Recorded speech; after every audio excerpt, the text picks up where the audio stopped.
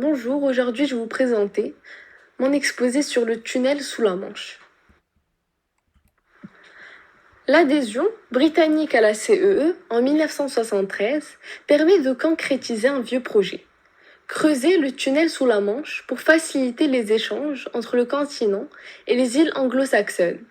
Après de longues années et difficiles négociations politiques, le projet est finalement validé en 1986. 7 ans plus tard, le 6 mai 1994, le moment est venu de l'inauguration. Avec ses 3 galeries, le tunnel sous la Manche est long de 50 km dans 37 km sous la mer. Il est considéré comme l'un des exploits techniques les plus étonnants du XXe siècle. François Mitterrand et Margaret Thatcher signent un traité le 12 février 1986 pour les débuts des travaux.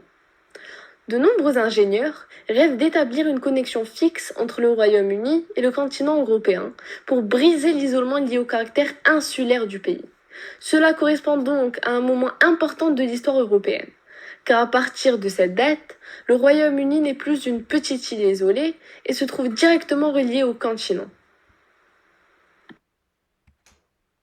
Nous allons nous demander alors comment la construction du tunnel participe-t-elle à la construction de l'Europe.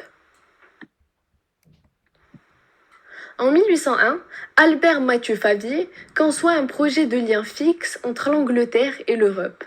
Les guerres napoléoniennes ont conduit à l'abandon du projet. En 1867, une tentative beaucoup plus sérieuse manque d'aboutir, portée par l'ingénieur français Aimé Thomé de Gamon, qui, dans l'affaire, a laissé une grande partie de sa fortune. Elle prévoit de forer un tunnel ferroviaire sous la Manche, ce qui sera finalement la solution adoptée dans la version finale du tunnel. Le tunnel sous la Manche devait être composé de 2 tunnels parallèles qui seraient creusés sous la Manche. Entre ces 2 tunnels fonctionnerait un 3e tunnel plus petit qui serait utilisé pour l'entretien, ainsi que de fournir un espace pour les tuyaux de drainage.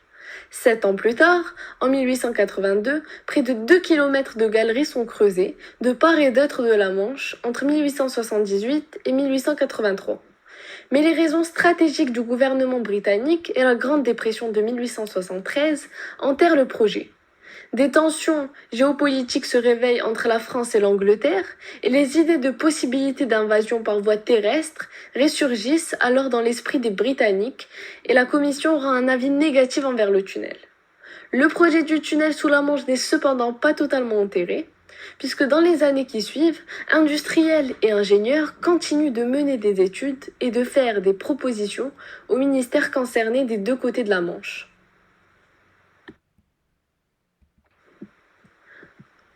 Des années plus tard, en 1980, le tunnel devient réalité. Cette relance, c'est le couple politique le plus improbable des années 1980 qui va la rendre possible. D'un côté, Margaret Thatcher, élue Premier ministre de Grande-Bretagne en 1979, libérale convaincue et qui répugne à dépenser un penny. De l'autre, François Mitterrand, le président socialiste élu en mai 1981. Malgré la relation difficile entre son prédécesseur et le leader britannique, François Mitterrand a placé ses actions sous le signe de l'assouplissement et de la réconciliation avec Londres. C'est en 1986 que les gouvernements britanniques et français sélectionnent le projet final. De plus, le creusement du tunnel sous la Manche a commencé simultanément à partir des côtés britanniques et françaises, réunis au milieu.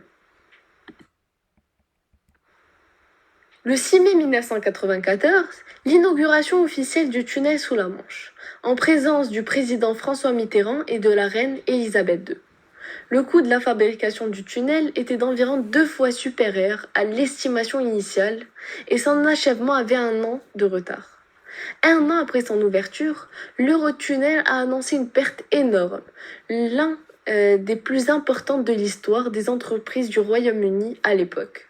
Il a montré son premier bénéfice net en 1999.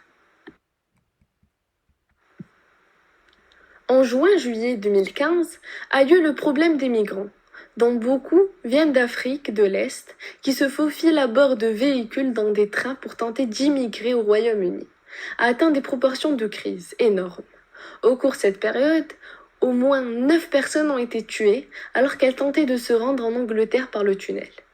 Le Royaume-Uni et la France ont renforcé leurs mesures de sécurité pour tenter de dissuader les migrants de tenter le passage à niveau.